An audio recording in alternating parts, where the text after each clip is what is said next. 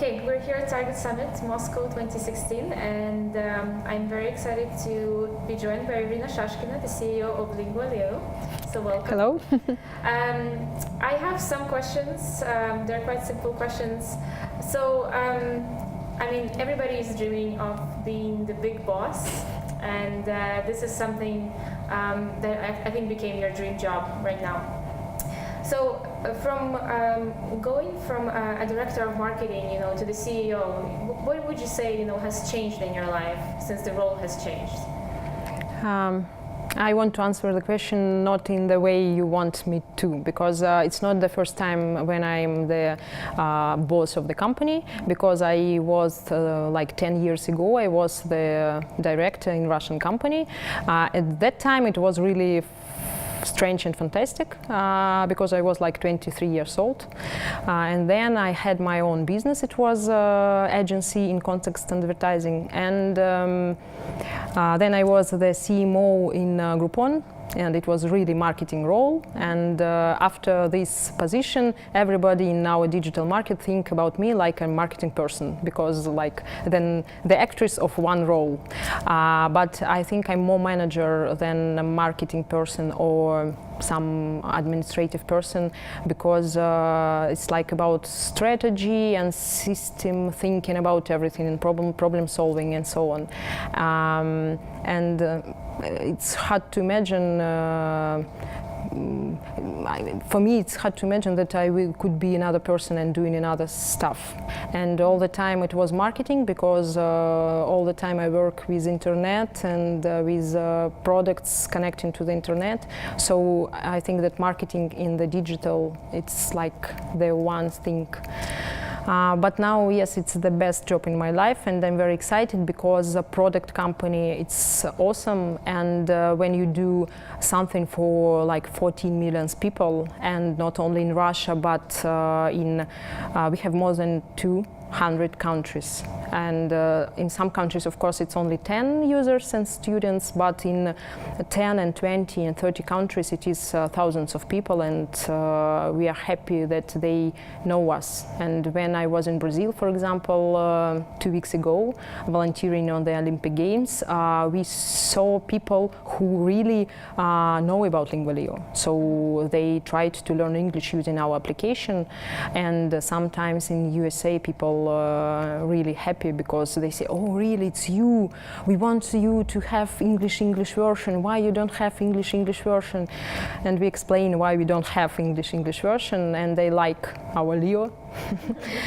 So I don't know, it's I think people in 20 years, in 30 years understand some insight what they want to do and who are them.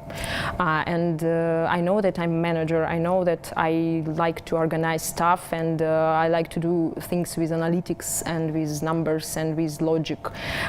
So I hope all my career was taking me to the day-to-day, and today I'm here. Great. Talking about actually Brazil, I believe Brazil was the second market where Lingualeo launched, and why did you choose Brazil after Russia or CIS in general? It was 4 years ago, so I wasn't working in a company at that time, but the logic was quite simple. It is the emerging market, a lot of people living in Brazil, and they are not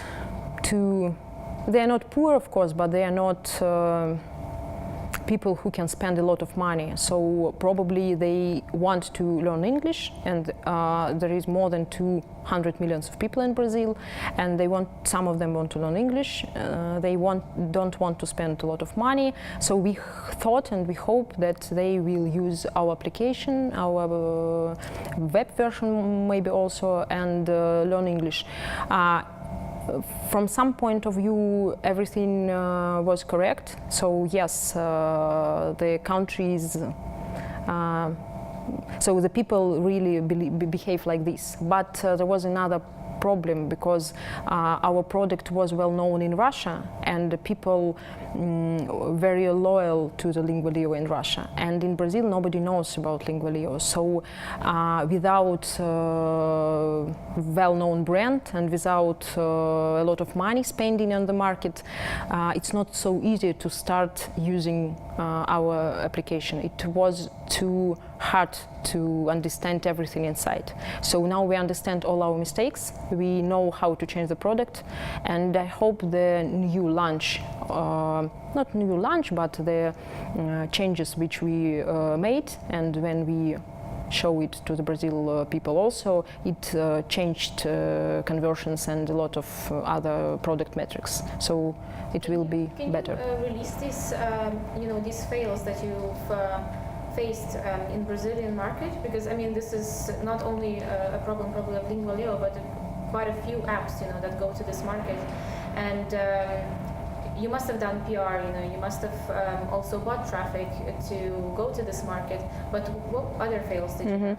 I think that our fails was not in marketing mostly, because our product wasn't enough to any new market. So it was not good to Brazil, it was not good to Turkey and other countries, because the retention, conversions and other product metrics which everybody should calculate and see was not so high and was not so good.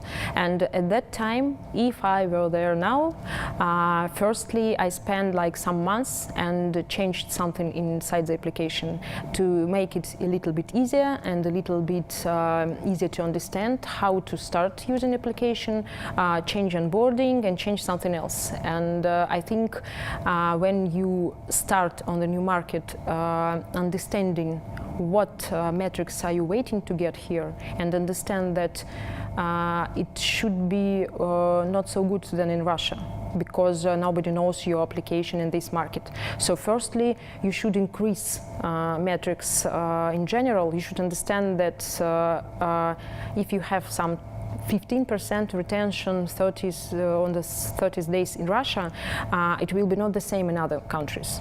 Is it enough for you if you will have not 15 but 10, 7, 5? If you understand that it's enough, okay, your product is really good. But if you wait the same 15% there, it's not true. So you should change something for this market, or spend a lot of money and time in marketing, PR, and so on and so forth. So the only one advice to measure product metrics and to think a little bit, product, is it enough or not? And then, okay, go on. How do you, in terms of metrics, how do you measure certain metrics? Which tools do you use? Do you have something built in-house, or what? Of course, we have a lot of data, and sometimes and a lot of times we use just ad hoc SQL and Excel and everything, and a lot of stuff if we want to see something not regular. But also we have like 2, 3, maybe 4 different systems. Some of them we use mostly in marketing, some of them we use mostly to see the general information about our students. So in one place I can see the retention, revenue, ARPU, ARPAU, and some other metrics, dividing, segmenting it to the, I don't know, for example, how many days before this student was registered, or some other ways. And we want to try some new systems like Segmenta and all others which start in last years probably, because a lot of systems which are much better for product companies or for mobile application or for some specific companies. And when you understand that they can give you more functionality for your product, it's great. So Okay, and in terms of, I mean, product, you know, and building new features, you obviously guys have a lot of features, you know, and you add a lot of features. How do you choose which feature is going to be next? I mean, do you talk to random people and do surveys, or how do you decide?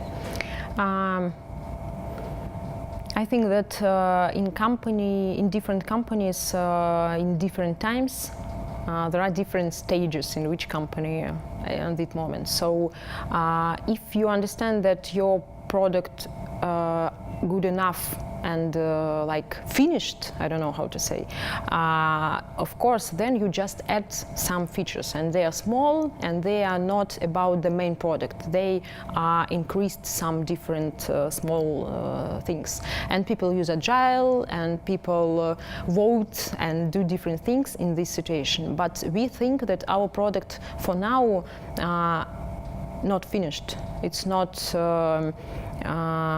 solve all problems which we want to solve for our students, and that's why we are in another situation, and we have our product strategy more than for a year and even for 2 years now, and it consists from 3 delivery points, and each of them consists of different steps, and sometimes even for weeks we understand what will be after what.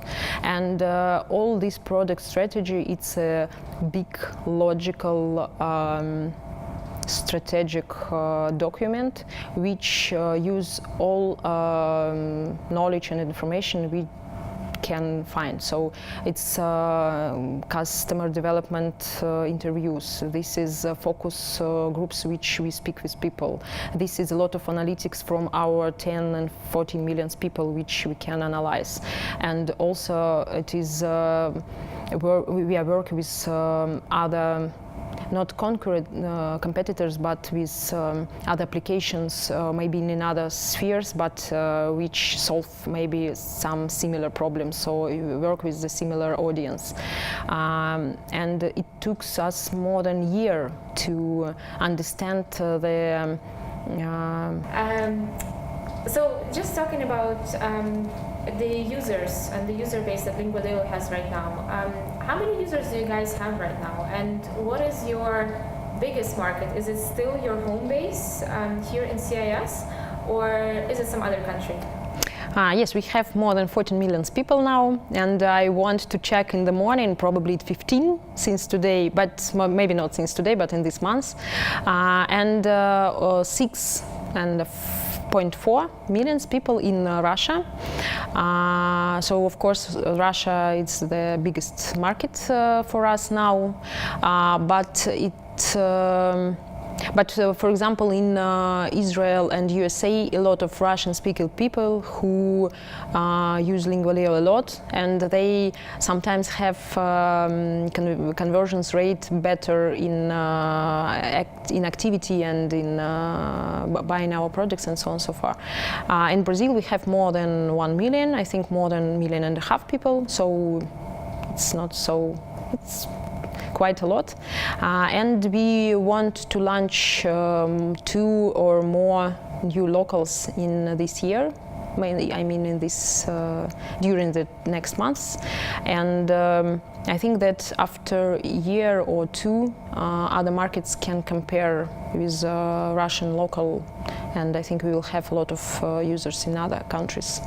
But we love Russia, and of course people like and love Lingualeo here, and it's really amazing to read every day reviews from the people in app stores, and sometimes in blog and somewhere, and people write like long texts, and they say thank you and they say good words. Usually people use reviews for in bad cases and when they want to say something not good, but in our cases it's really amazing because they say thank you and they explain why they like this and what they like and what they want and how they want to help us and so on. And when you read it, you understand that's really it's the best place to work, and really everything what you do every time, every moment, and everything something which you can change. It's not like for money or for something or for some KPIs or I don't know. It's really for people, and it's real people, and we know the names of these people, we know how they look like, and we answered them on their emails, and we are happy that we can change something in this world. Cool. And my last question is, what are the big future plans for Lingualeo? You're, obviously growing in the user base, and you are monetizing with subscription right now. But is there any future plans to monetize also with ads? Starting with ads. Sometimes we think about it, and I calculate this like 2 times or 3 times, and I know how much we can earn for now in web and in mobile application, and it's not big enough to start using this. So in Russia and in Russian local, people so sensitive to our product, and they so like what we have now. So, for example, in Russia, for Russian-speaking people, I don't think that we will try this. But for other markets, and on some platforms like Android, for example, I think we will test it. And probably in some countries it will be not subscription, but advertising model. And I know cases from other brands. So, for example, I don't know, Spotify, for example, are really happy with advertisement in some countries, Turkey and some other. So we will check it. But we will test also some other monetization strategies. So we will have some micro payments, for example, connecting with the content or with some small products. Like in games, sometimes you want to buy, I don't know, some special stuff to use in the game, so probably we will give the same logic in our application also. And the big changes, I think after a year, after 6 months, after a year, you will see really another application. So we will add a lot of product features which can help people in general to learn English a little bit in another way. So now we have only